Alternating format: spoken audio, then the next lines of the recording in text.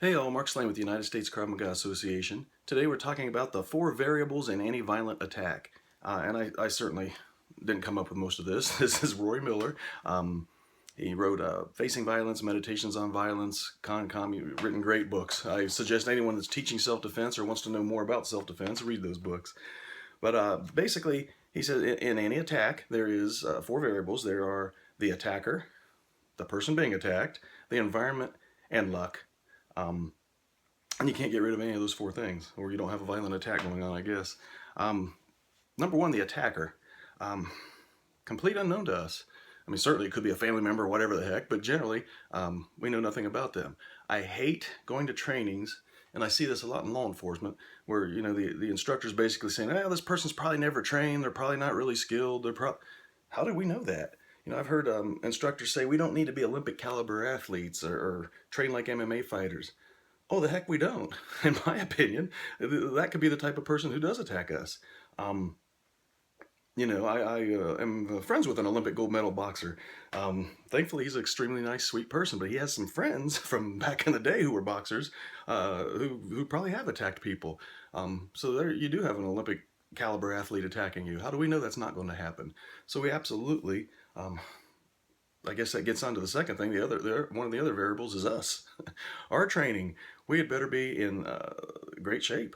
Why not be in the shape of an elite level CrossFitter? Why not have the skills of a pro MMA fighter? This can only help us. To not train, to not be in shape, to be gassed after 10 seconds of wailing away on somebody, this is putting us behind the 8 ball. You know what? If that's one of the variables and pretty much the only one we can control, we better control the heck out of it. So again, get great training, get a lot of training, be in super shape. Um, Shoot, I'm in my 50s and I still go out and run sprints and stuff. I hate that, but I know the older I get, the slower I get. Again, the only variable I can control is myself, so I'd better be working my hind end off. Um, the environment. It's where this fight takes place. It might be in a crowded place, it might be secluded. Again, we don't know this going in. Some problems if we're completely ground based and we get attacked in the seat of a bus. Good gosh, we didn't train for that. Shame on us. Um, if we have big, long, sweeping motions in our defenses, we could be attacked, in the aisle of an airplane. We can't take for granted where we'll be attacked. If we all rely on footwork, again, it can be an extremely crowded, cramped place. It could be slippery. I don't know if anybody out there is old enough to remember the Rockford Files, but I remember way back, I was probably in middle school, one of the episodes, he had a karate guy that was going to attack him, and that's back when, karate was, ooh, there aren't very many people that know that, that's a badass. So he went into a bathroom knowing this guy was going to chase him in there, and he got the soap dispenser and put soap all over the tile floor.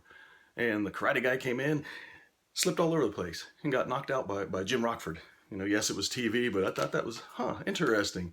This guy had not trained on, evidently, ice on slippery floor. So, our environment. And the last one is luck. Um, I think Rory makes the point that there's no getting around it, and hey, luck's luck. That's just the way it is. One of my top guys in the USKMA, um, good guy. He was a badass. He still is, but he was one of the top snipers for the U.S. military. He graduated the sniper school Top Gun.